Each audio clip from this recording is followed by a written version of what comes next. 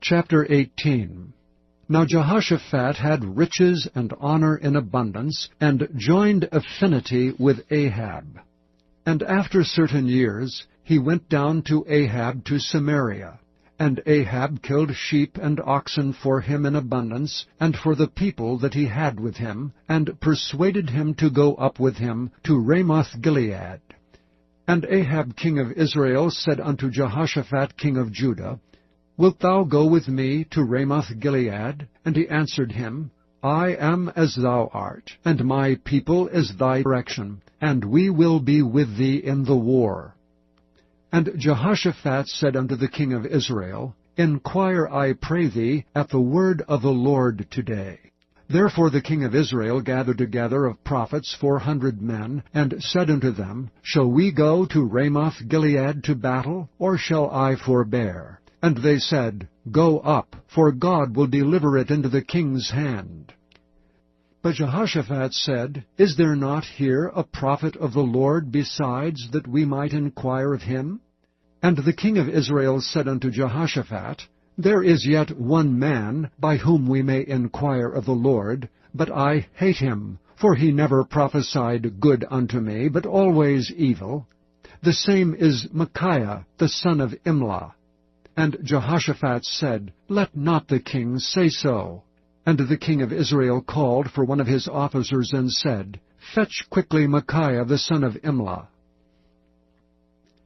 And the king of Israel and Jehoshaphat king of Judah sat either of them on his throne, clothed in their robes, and they sat in a void place at the entering in of the gate of Samaria, and all the prophets prophesied before them.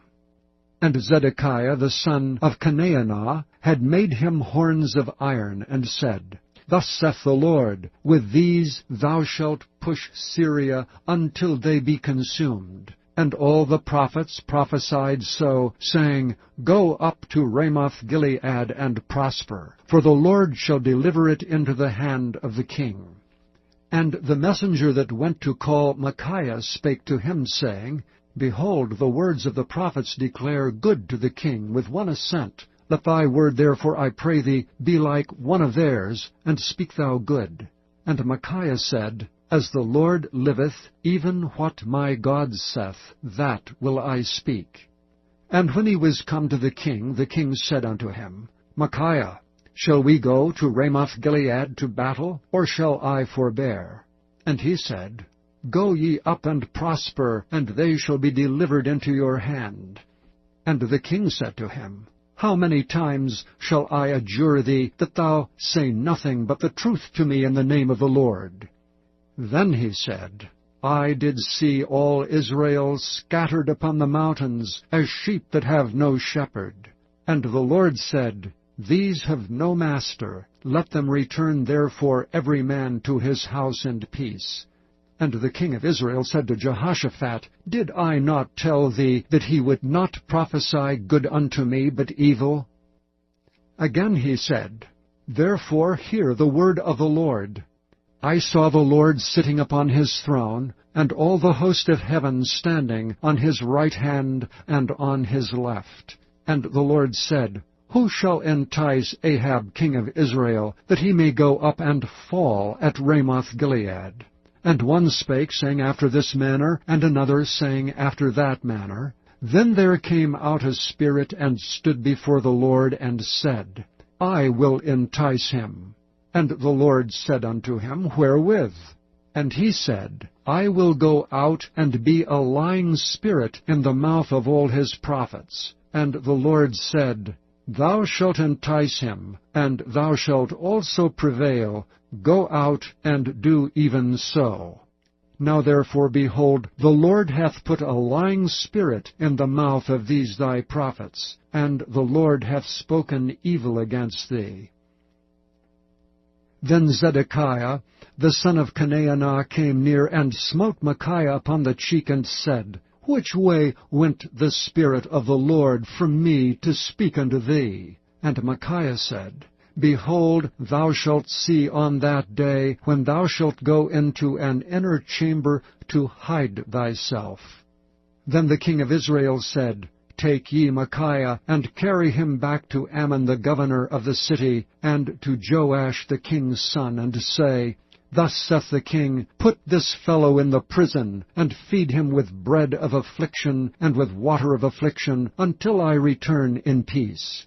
And Micaiah said, If thou certainly return in peace, then hath not the Lord spoken by me. And he said, Hearken, all ye people. So the king of Israel and Jehoshaphat the king of Judah went up to Ramoth-Gilead. And the king of Israel said unto Jehoshaphat, I will disguise myself, and will go to the battle. But put thou on thy robes. So the king of Israel disguised himself, and they went to the battle. Now the king of Syria had commanded the captains of the chariots that were with him, saying, Fight ye not with small or great, save only with the king of Israel.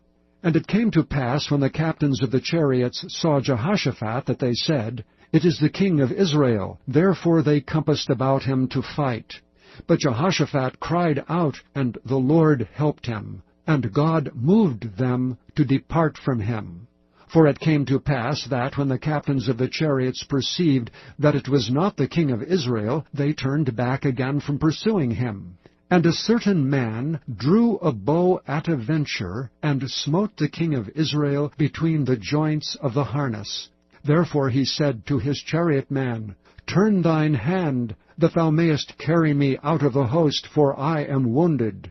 And the battle increased that day, howbeit the king of Israel stayed himself up in his chariot against the Syrians until the even. And about the time of the sun going down he died.